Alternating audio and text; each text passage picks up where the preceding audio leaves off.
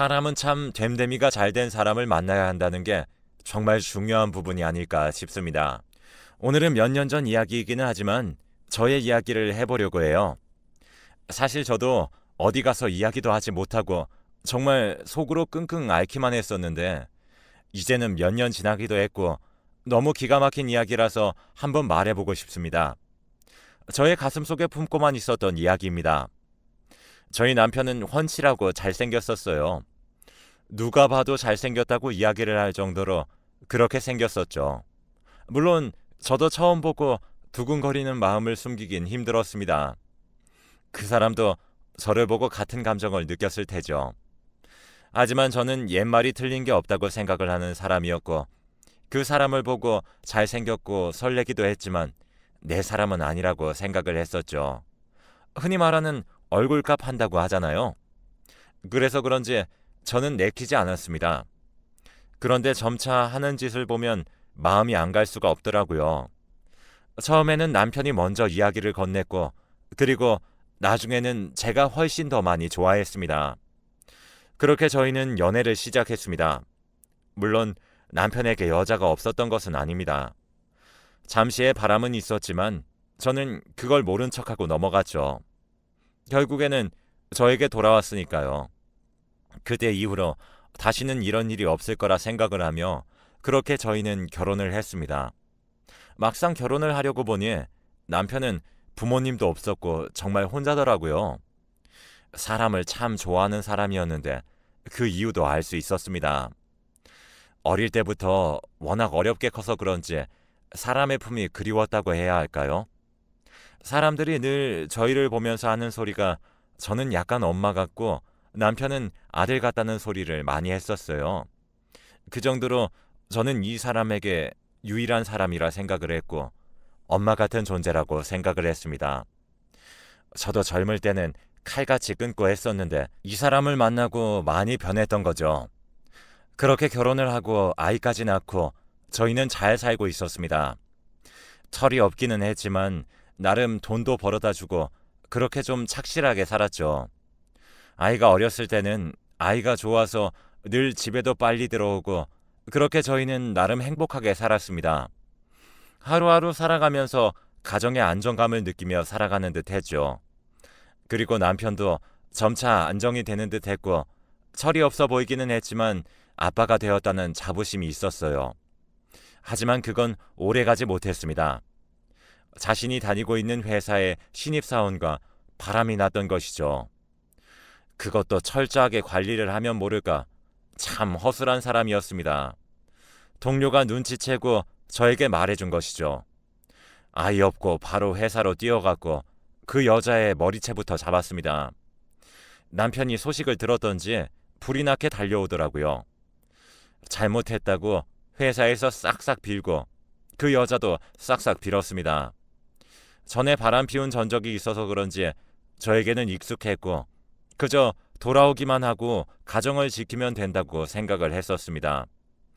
아이 같은 남편이었기에 제가 잡아줘야 된다고 생각을 했고 그렇게 싹싹 빌길래 저는 그쯤 해뒀어요. 어떻게 보면 그때 생각을 해도 제가 좀 정신 나갔던 것 같네요.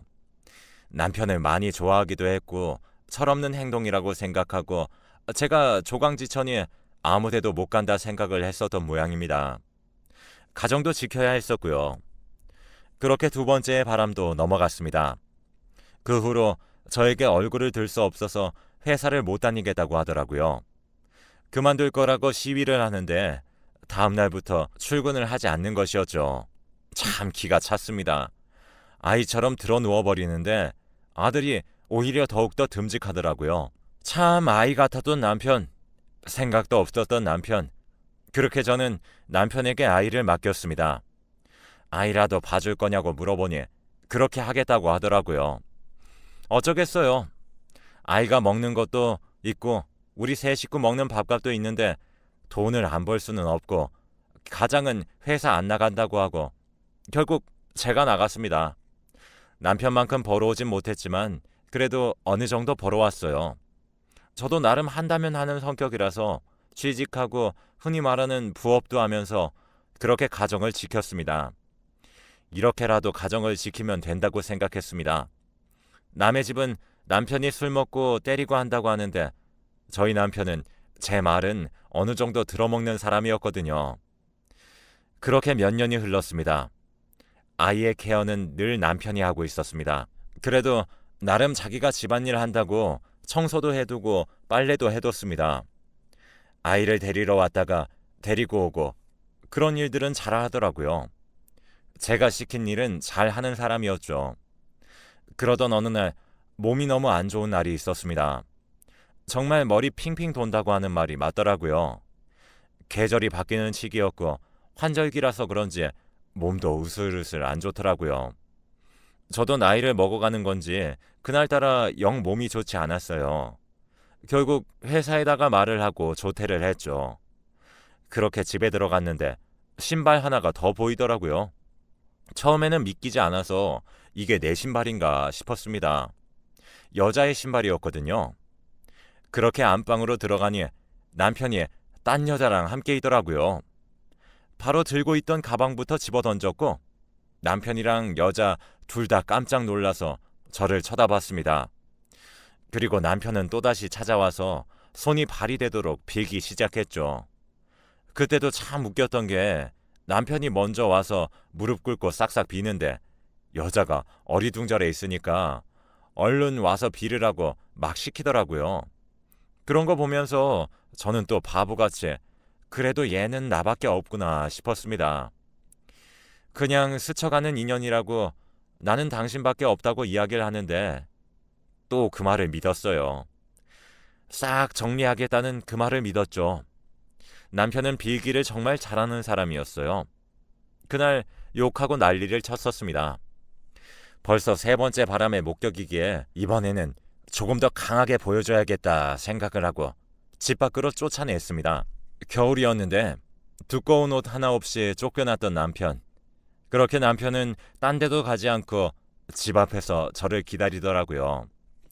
또 그게 마음이 약해져서 새벽 4시쯤 감기 걸릴까봐 열어줬습니다. 진짜 한 번만 더 하면 이혼이라고 그렇게 이야기를 했습니다.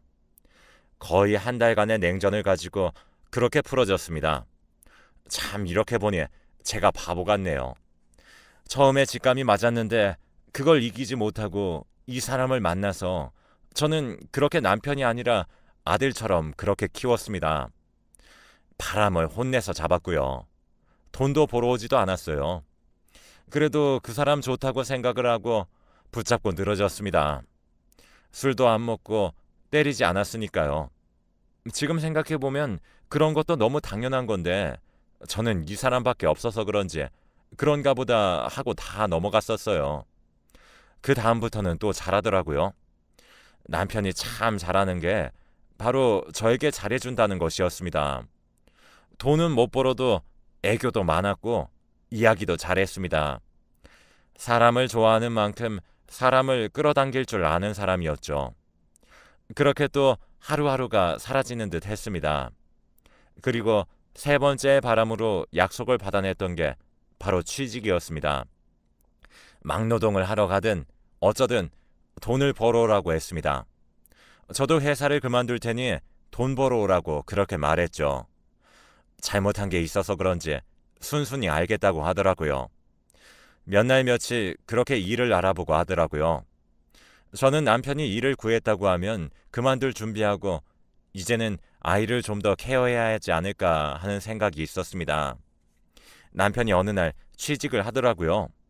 자그마한 공장이었지만 그래도 어느 정도 벌어오고 일하는 시간도 길었지만 그렇게 해서라도 가장의 노릇을 해줬으면 했습니다. 그리고 엄마 없이 크는 아이가 많이 신경이 쓰였거든요. 그렇게 취직을 한 지 한 달이 되었고 점차 생활이 잡히나 싶더니 첫 월급을 저에게 안겨준 채 저희 남편은 실종이 되었습니다. 처음에는 잠시 급하게 어디를 갔다고 생각을 했었습니다. 하지만 집에 안 들어오는 날은 없었기에 이상하더라고요. 경찰서에 신고를 해볼까 하다가 하루로 신고를 하는 것은 안 된다고 하기에 그렇게 기다렸습니다. 하루하루 기다리는데 남편은 돌아오지 않았어요. 무슨 일일까? 어디 납치라도 된 것일까?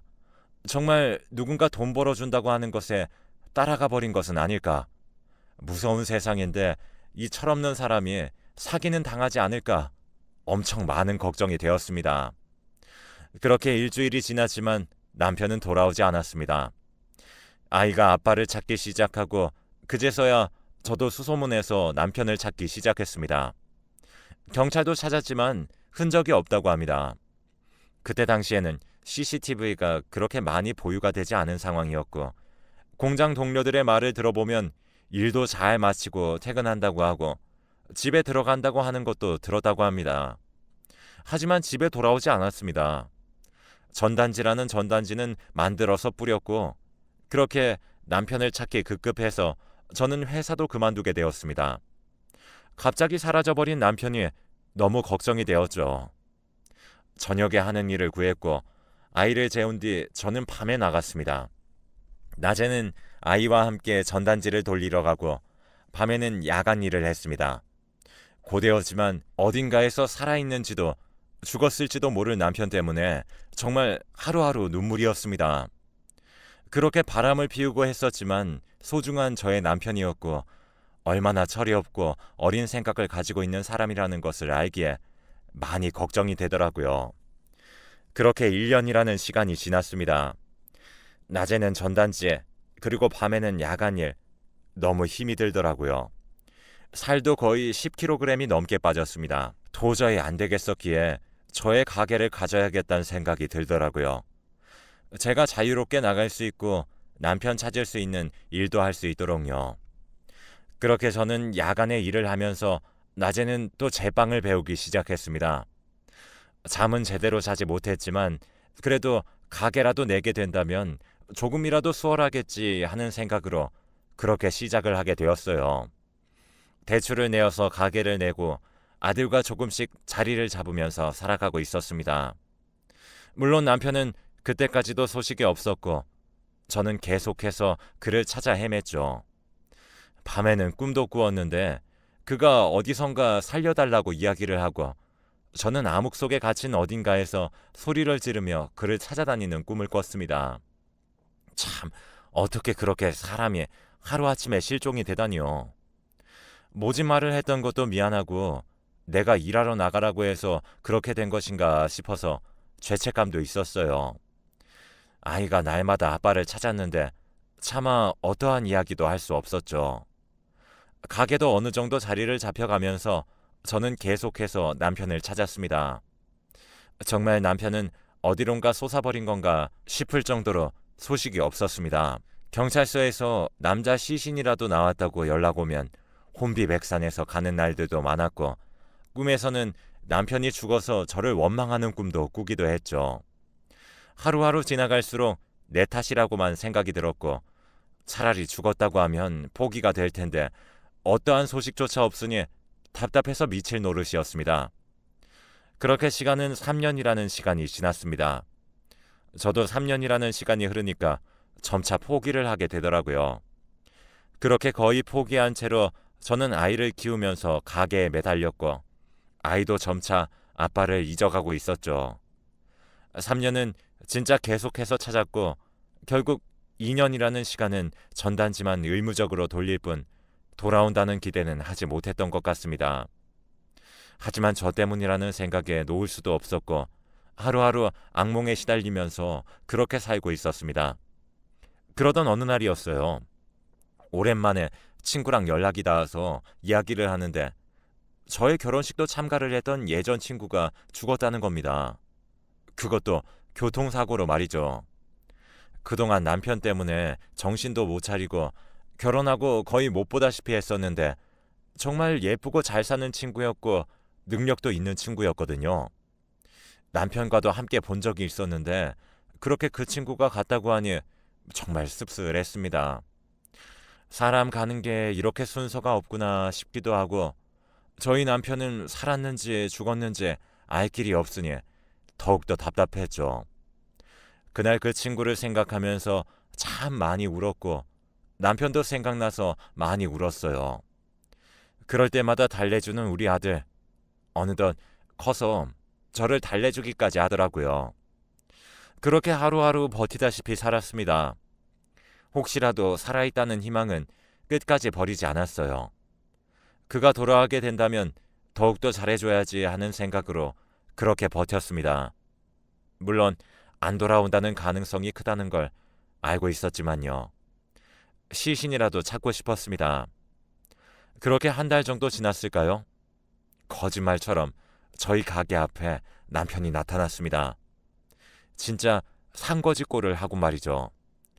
살도 많이 빠졌고 못 알아볼 뻔했는데 그가 제 이름을 부르는 것에 모든 것이 멈췄습니다. 저의 이름을 힘없는 목소리로 부르는데 저는 남편의 목소리를 듣자마자 가게 앞을 치우려고 가져갔던 빗자루도 모두 다 던져두고 그렇게 남편에게 가득 안겼습니다.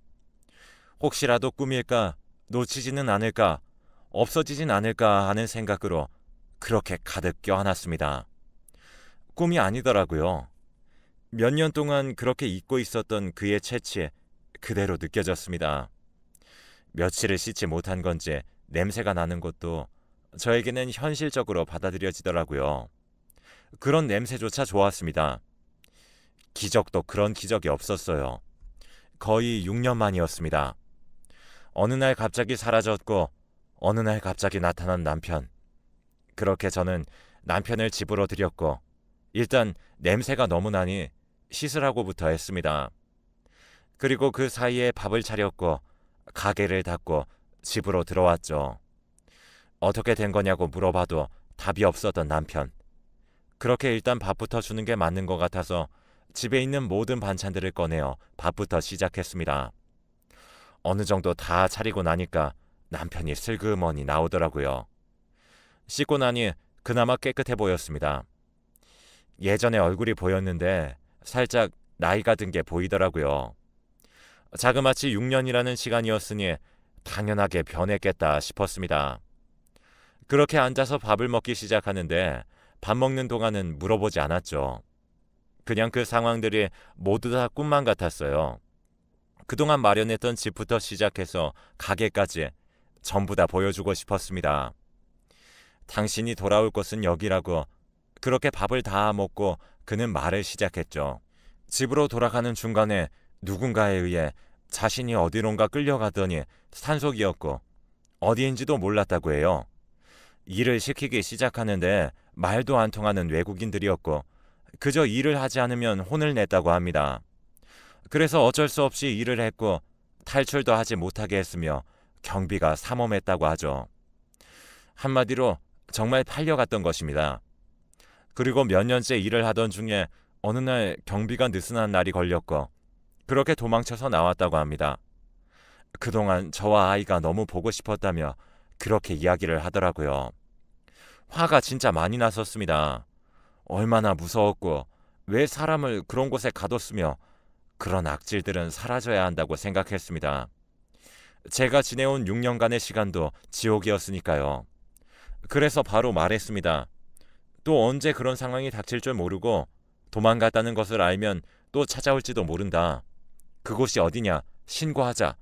그렇게 이야기를 했죠.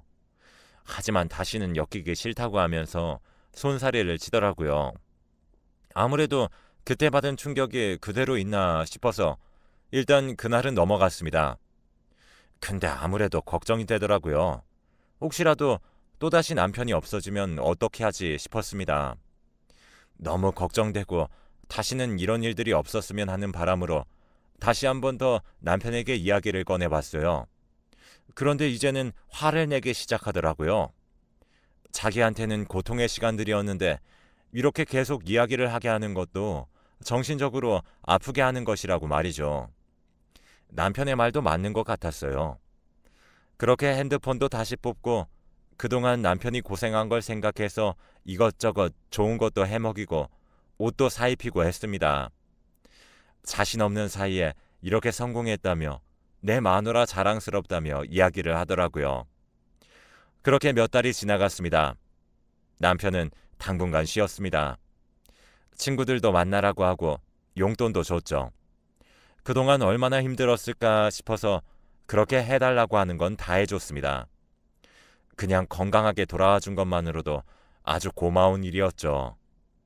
그런데 어느 날 남편이 씻고 있을 때 남편의 전화기가 엄청 울리더라고요. 문자 같은 것이 계속 오는 것 같았는데 순간 무언가 무섭더라고요. 혹시라도 그때 납치했던 조직이 남편의 연락처를 알고 연락 온 것은 아닐까 하면서 말이죠. 떨리는 손으로 그렇게 남편의 핸드폰을 뒤집었는데 문자 메시지로 이러한 내용들이 오고 있더라고요. 네 마누라 진짜 멍청이 중에 멍청이다. 어떻게 그 말을 믿지? 빵가게 성공했다던데 정말 부럽다. 하는 내용. 그 후로도 입에 담을 수 없는 말들. 그렇게 저는 핸드폰 비번을 풀었습니다.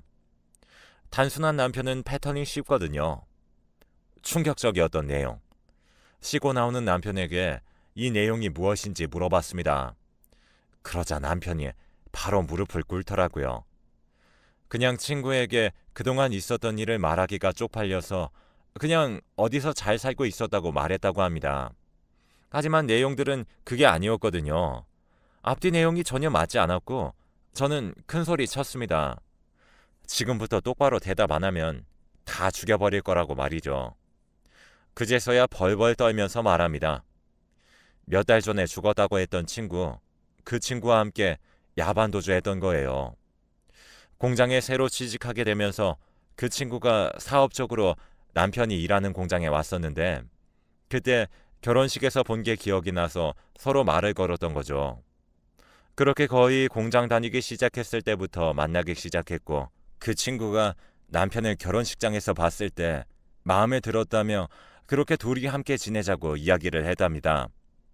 남편은 제가 또 화낼 것이 무서워서 따로 말도 안 하고 그 여자는 돈도 안 벌고 자기가 먹여 살려주겠다는 말에 홀랑 넘어가서 그렇게 도망간 거죠.